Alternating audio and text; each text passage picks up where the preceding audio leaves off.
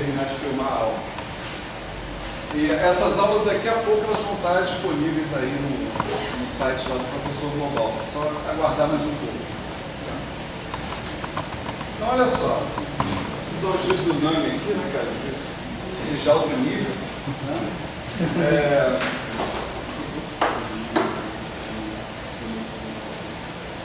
A última vez a gente começou a falar, e agora nós vamos terminar, né? Pelo menos fazer uma revisão, a velocidade da luz, né? Todos esses temas aqui que eu estou falando, são temas que você aprofunda muito mais, que tem muito mais nuances, intenções, interpretações, mas a gente está focado aqui em chegar a determinados fatos e técnicas, né? Então a revisão é necessariamente superficial, não tem saída, não tem jeito, né? O conhecimento do professor também é superficial. Então, de qualquer forma, qualquer que fosse a revisão seria superficial, porque o professor tem um conhecimento superficial. Então, a gente tinha falado sobre a noção de espaço topológico, né?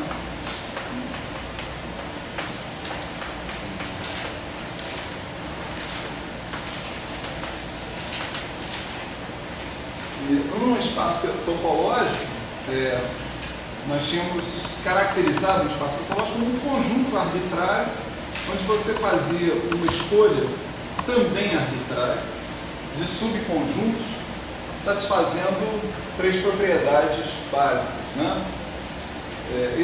Essas escolhas que você fazia definia, né, esses subconjuntos como o que nós chamamos de conjuntos abertos, né? Então você tinha uma topologia que era um conjunto de subconjuntos, né, indexados por um índice que pertencia a um certo conjunto de índices, né? Esse I aí podia ser 1, 2, 3, 4, coisas desse tipo, né? E você precisava, né, que você tivesse o vazio X, o próprio espaço X, né, pertencentes a essa escolha que nós fizemos subconjuntos. Você precisava também que uniões arbitrárias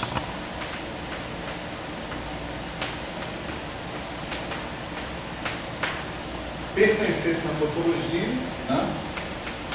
Isso aqui é o que eu chamei de topologia, e que interseções arbitrárias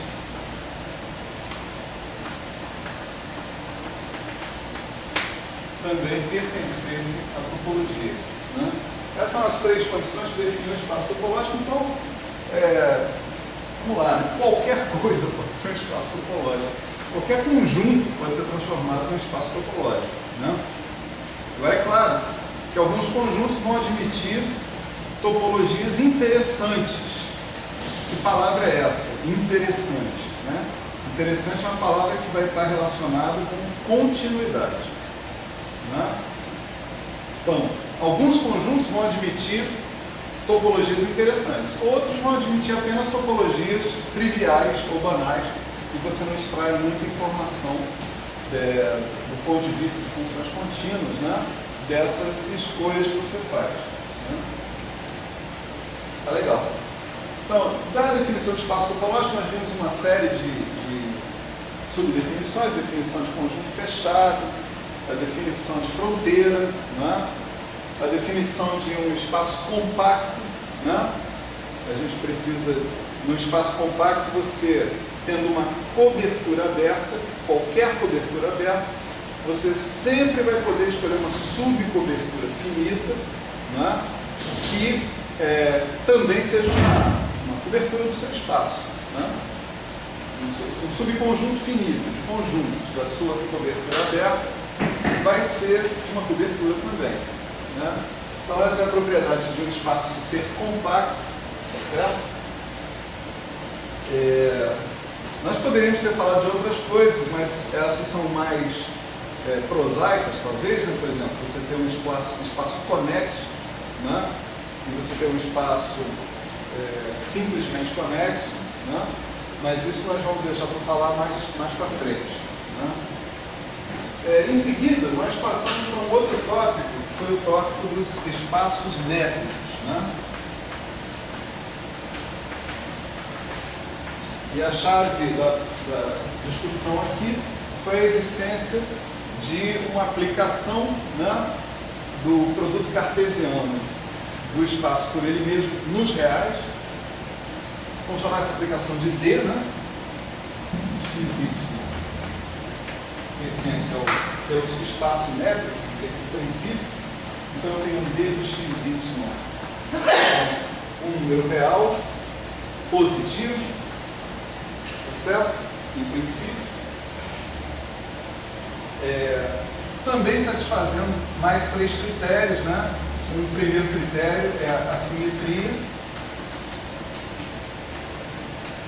O segundo critério é a positividade, né? Então, D de XX é o zero. Quer dizer, quando você admite que isso aí possa ser zero, é quando os pontos coincidem. Se eles não coincidirem, não é zero, né? E D de XY é sempre estritamente maior que zero se o x for diferente do y. Tá certo? E terceiro, que você tem a chamada desigualdade triangular, que é o D de XZ, é sempre menor ou igual que o D de XY mais o D de YZ. Tá certo? É uma desigualdade que é satisfeita trivialmente por um triângulo, que praticamente define um triângulo, né? Então, esse é um espaço métrico, né? E aí nós conseguimos misturar os dois conceitos, né? De que maneira? Se eu tenho espaço métrico, a gente viu, né, na última vez, a gente consegue definir naturalmente uma coisa chamada topologia métrica, tá certo? Num espaço métrico. Então, para isso a gente tem o conceito de bola aberta, né? Vamos supor, de raio epsilon em torno de um certo ponto, com centro num certo ponto x. Tá certo? O que é a tal bola aberta de raio epsilon? Né? É o conjunto de todos os y pertencentes ao espaço x, tais que a distância, né, o d de xy ou d de yx, tanto faz, seja estritamente menor do que epsilon. Não menor ou igual, estritamente menor. Certo? Então, isso daí é chamada bola aberta, né? Só para recordar, né? Aberta de raio epsilon e centro x. Certo?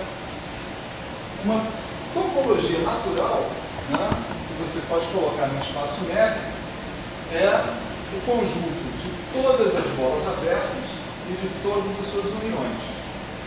Tá certo? Uniões arbitrárias de bolas abertas.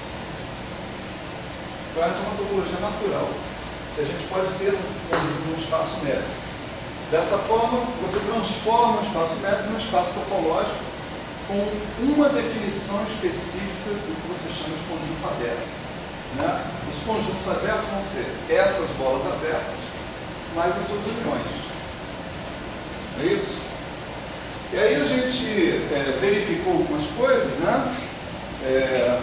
A gente verificou dois fatos interessantes aqui, né? Que eram os seguintes. Primeiro, todo elemento x pertencente a um certo conjunto aberto, né,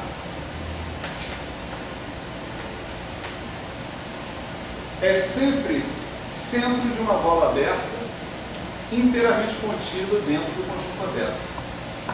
Né?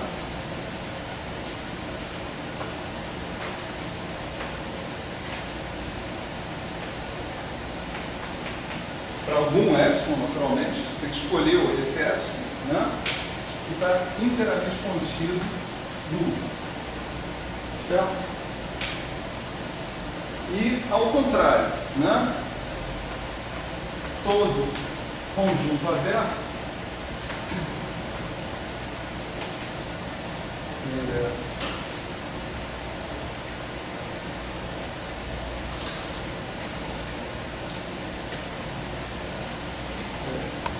não é assim. Se todo elemento de U contido em X, um certo subconjunto genérico contido em X, né? Se todo elemento do U contido em X está numa bola, é centro, né? Pertence a um U epsilon de X que está contido no próprio conjunto U, ou seja, se todo elemento de um certo conjunto está contido numa bola aberta, que por sua vez está contida dentro desse conjunto, então esse conjunto é aberto.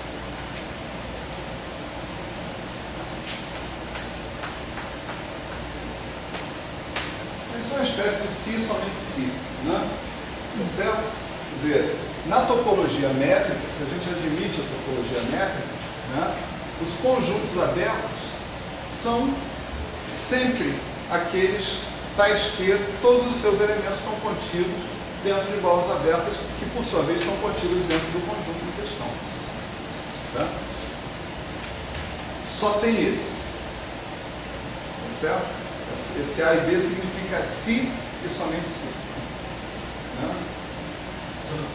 Isso for da topologia natural, são todas as bolas abertas, centradas em qualquer X pertencente ao Isso. qualquer. Qualquer X. Pega um X, pega todos os U epsilon, para todo o epsilon, né? Esses são todas as bolas abertas.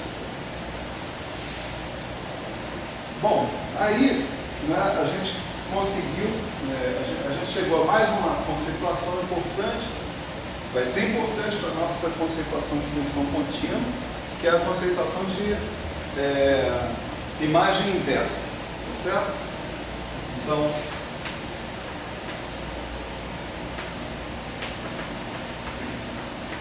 isso não tem nada a ver, como eu disse, com o fato da aplicação do mapeamento ser ou não ser inversível. Né?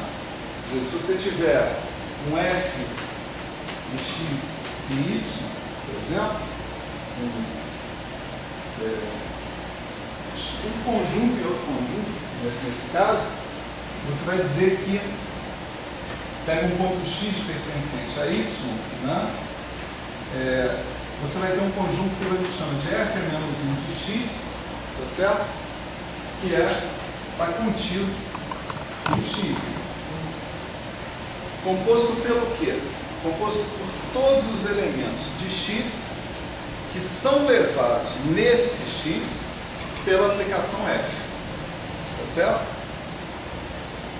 Principalmente se a aplicação não for injetiva, você pode ter vários elementos sendo levados no elemento X.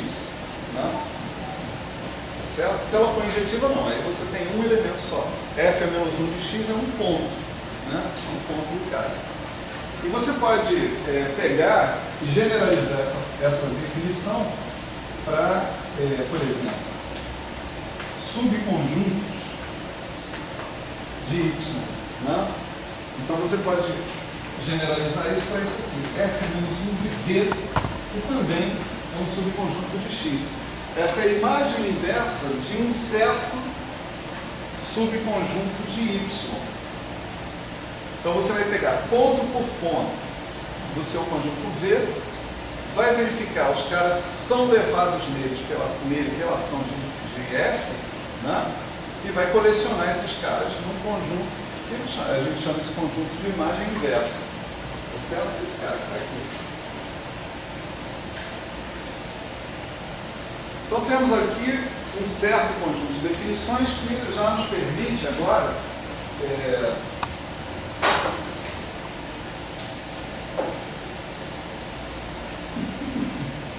propor num espaço métrico, né, o conceito de função contínua. Né? E tudo foi montado aqui, né, de modo que ficasse tudo parecido com o conceito de continuidade que a gente vê lá nos cursos de cálculo 1 na universidade. Tá certo? É parecido, mas não é igual. né?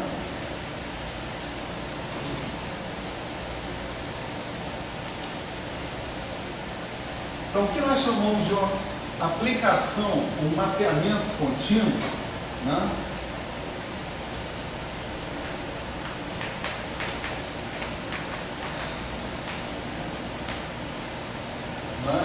Continuando, na verdade, aqui em x, né?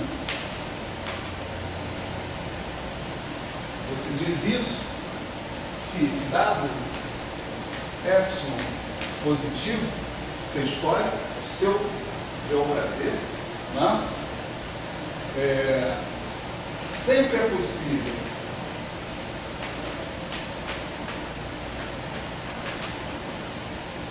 obter delta igualmente positivo, portanto, em princípio, dependendo do epsilon que você selecionou, né, tal que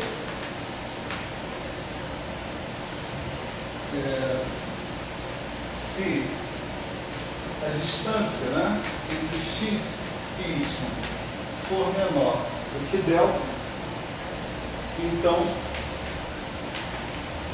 a distância entre f de x e f de y é menor do que epsilon. Certo? Conforme eu ilustrei na aula passada, se você pegar o epsilon grandão, essa definição praticamente se cumpre facilmente, né? Se você for pegando o epsilon pequenininho, a coisa vai pegando graça, né? Tá certo? Se você chega perto de uma região na sua função, aonde a sua função tem uma descontinuidade, você verifica explicitamente que esse delta para de existir em algum momento. Você não consegue, né, realizar essa condição que está aí. Né? Isso é um traço, né, é uma pista, né, vamos dizer, da coisa visual de você observar uma função e ver que ela não é contínua, que há interrupções, vamos dizer assim, né, no gráfico dela, né? Certo? Então essa é a definição de continuidade em x, né? E você pode definir também, né, a continuidade da função como um todo, né? Você vai dizer que a sua função é contínua, por isso que ponto, né, não fala mais nada, se ela for contínua em todos os pontos de um certo espaço x. Certo? Aqui, no caso, nós estamos dizendo que ela é contínua em x. Eu estou falando função também, embora o nome função costume ser reservado a mapeamentos do seu espaço nos reais. Certo? Aqui, muitas vezes eu me traio, né? Então, o que eu devia falar é mapeamento, aplicação. Né? Eu estou vindo de um espaço métrico para outro espaço métrico. Está claro isso para todo mundo? Que a gente está indo para um espaço métrico para outro espaço métrico? Se eu não estiver indo para um espaço métrico, não tem sentido eu fazer isso. Isso aqui eu estou calculando, né? Lembra que esse f é de x em y, eu tenho uma métrica aqui e eu tenho outra métrica aqui. Não precisa ser a mesma, porque x não precisa ser y. Pode ser outra coisa. Então pode ser outra definição de métrica. Não, vamos chamar até de d-barra, se for o caso. Não? Eu tenho uma maneira de medir distâncias em x e tenho uma maneira de medir distâncias em y. Tá? Esse cara e esse cara, né, são espaços métricos. Tem uma outra maneira de a gente formular essa definição de continuidade, né? Que é a seguinte, né? Eu vou dizer o seguinte: definição alternativa.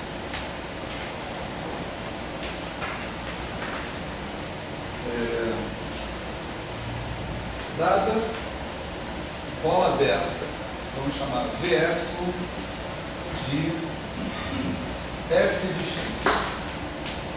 contida em y, certo?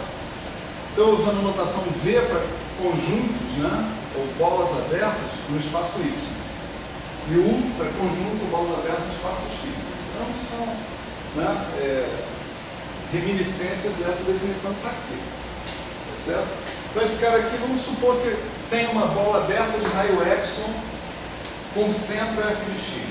Né? Se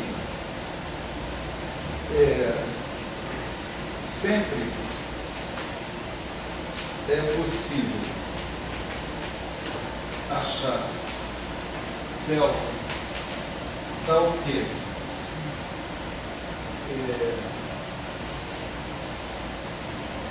f de u delta de x está contido em v epsilon de f de x, então f é contínuo em x.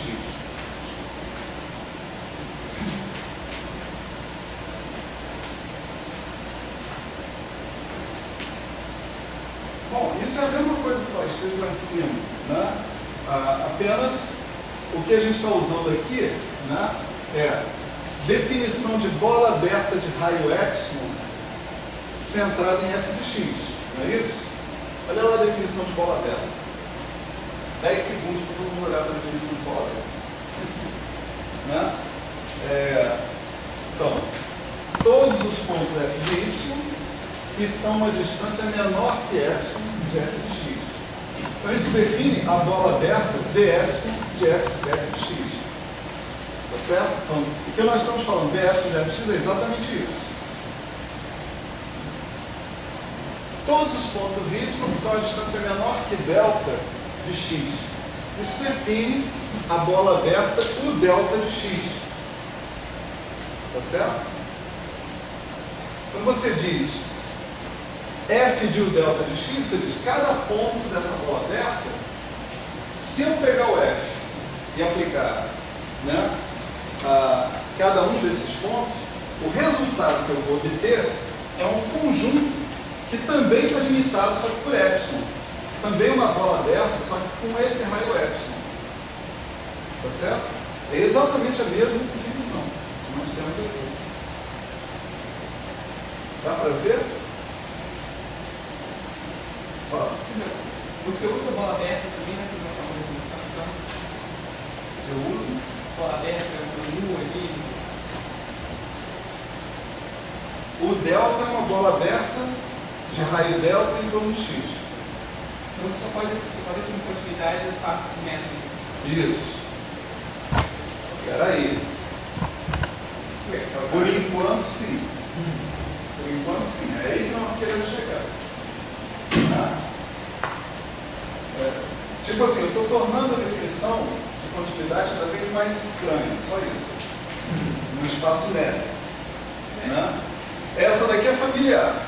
Tá certo? Essa daqui, todos nós vimos no curso de cálculo 1, não tem problema. Só que, ao invés de D e de barra, era módulo, né? A gente estava falando de funções dos reais nos reais, né? Então, a definição de distância lá é simplesmente módulo de x menos y, módulo de f de x menos f de y. Então, a gente tem uma experiência com essa definição. Então, eu disse que é parecido, mas não é a mesma coisa, por quê? Aqui pode ser o espaço das bananas e aqui pode ser o espaço das maçãs. Eu estou falando a distância entre a banana 1 e a banana 2. E aqui a distância entre a maçã 1 e a maçã 2. Né? Estou exagerando, é óbvio. Hã? Não quero saber. Estou exagerando. Hã? Mas, tipo assim, o que eu quero que a gente fique confortável, né?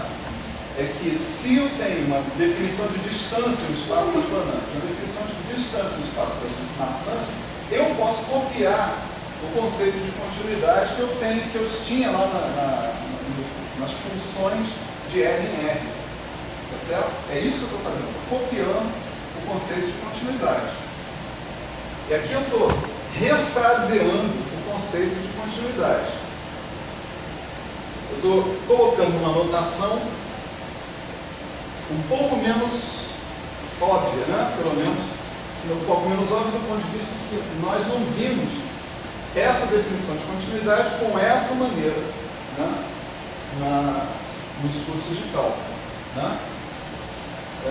Mas eu estou chamando a atenção, quando eu falo bola aberta de raio epsilon de centro f de x, eu estou falando dos f de y, tais que a distância de f de y até f de x é menor que epsilon. Estou usando a definição de bola aberta. Mesma coisa para bola aberta de raio delta em torno de x. Né? E aqui, f disso está contido em v disso, é essa situação que está aqui. Eu posso aproximar sempre x de y, tanto quanto seja necessário, de modo que a imagem também esteja aproximada no final. Tá certo? Isso significa ser contínuo. Maravilha. Então agora nós vamos fazer o seguinte, né? Aqui a definição alternativa, deixa eu adicionar aqui, equivalente. Né? Nós vamos dar uma outra definição de continuidade, que essa sim, né, não precisa de uma métrica para funcionar. Né? Definição alternativa 2.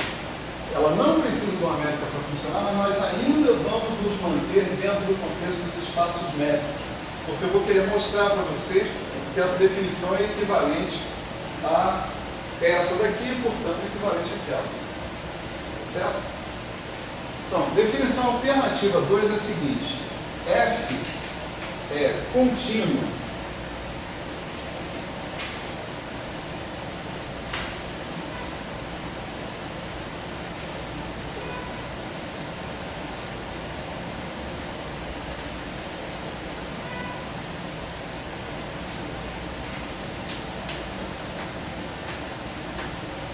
contínuo, pura e simplesmente, se a imagem inversa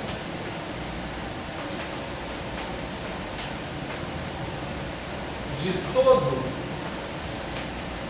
subconjunto V aberto contido, né? Em Y, né? É um subconjunto aberto contido em X. Ok? Você observa que a malandragem aí é que essa definição de continuidade ela só fala em topologia. Tá certo? Para ela funcionar, só precisa haver a escolha de uma topologia em X e de uma topologia em Y. Não de uma métrica. Nós vamos mostrar que essa definição é equivalente a essa definição que está aqui, no caso de eu ter um espaço métrico. Tá certo? Então vamos lá, vamos começar. Né?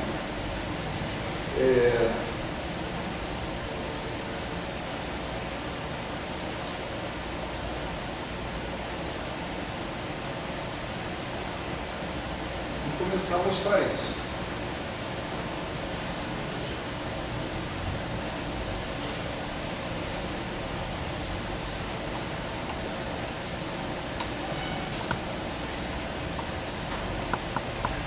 Então vamos supor essa história aqui, né? V contido em Y aberto, tá certo? Eu tenho um aberto V contido em Y e eu vou supor que F de X em Y é contínuo. Hipótese, tá certo?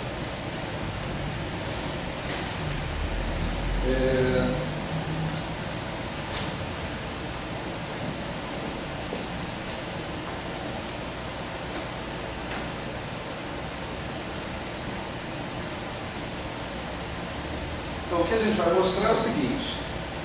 Eu vou mostrar que f é menos 1 de v, tá certo? É um aberto em x, tá certo?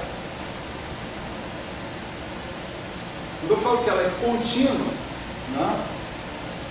O que eu estou querendo? Vamos devagar.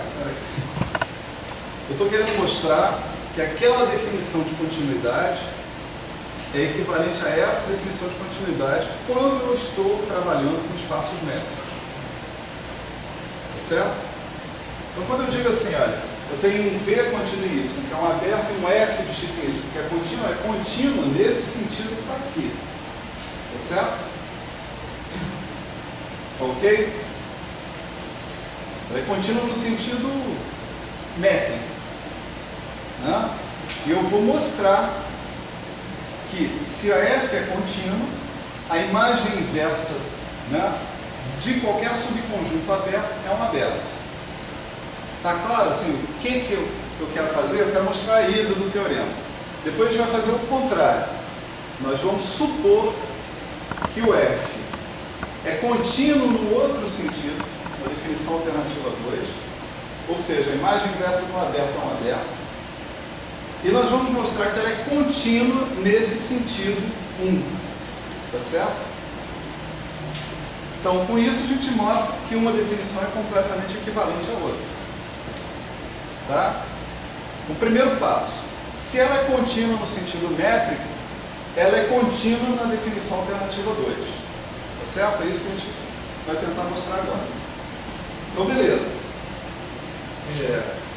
Suponha um ponto x pertencente a U, né?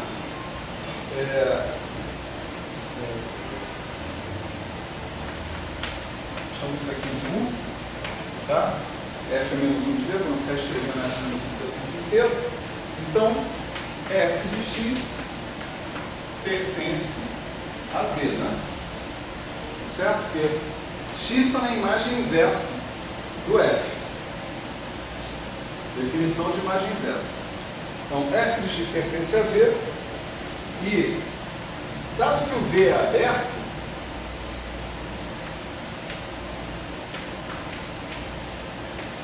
tem uma bola aberta de raio epsilon que contém o f de x. Né?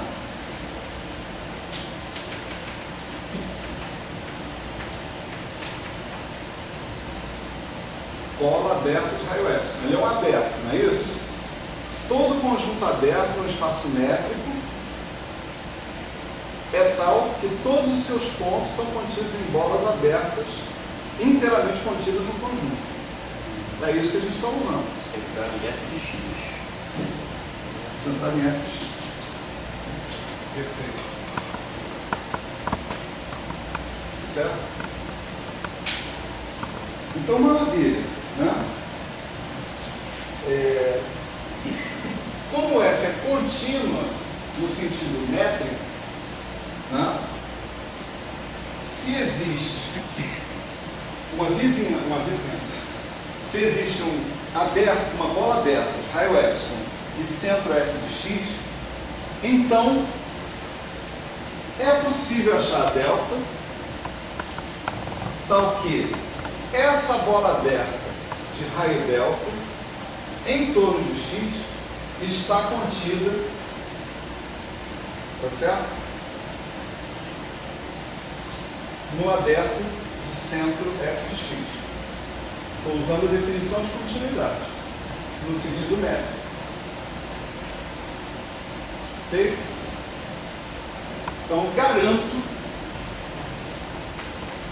que existe delta tal que f de U delta de x está contido em V epsilon de f de x. Essa é a definição métrica. Tá certo?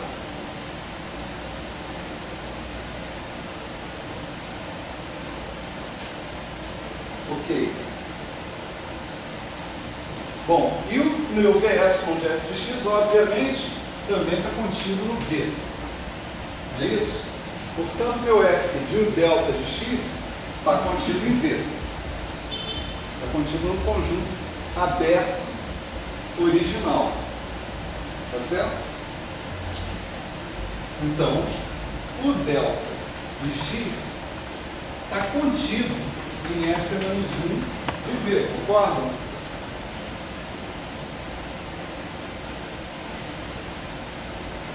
Certo? F de u delta não está contido em V? Então, se eu tiver a imagem inversa dos elementos de V, certamente ele vai incluir o delta. Todo o delta. Portanto, o delta pertence ao f menos 1 de V, pertence, não, está contido, que é o U. Em torno de cada ponto de U, eu encontrei uma bola aberta de raio epsilon, de raio delta, desculpa, inteiramente contida em U. Conclusão, U é um aberto. Né? Cada ponto de U está contido numa bola aberta, inteiramente contida em U. Isso é a definição de um aberto no sentido da topologia métrica.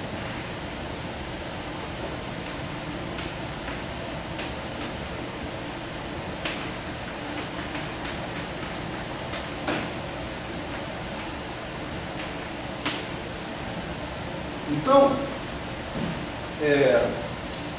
acabamos de provar o seguinte: se a nossa aplicação f é contínua no sentido métrico, a imagem inversa de qualquer conjunto aberto é um conjunto aberto. Está claro aí?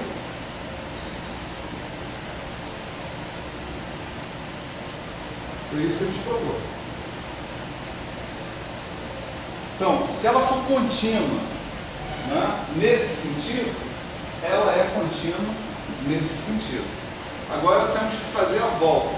Se ela for contínua nesse sentido, a gente quer mostrar que ela vai ser contínua nesse sentido que está aqui. É fácil, né? Vamos lá.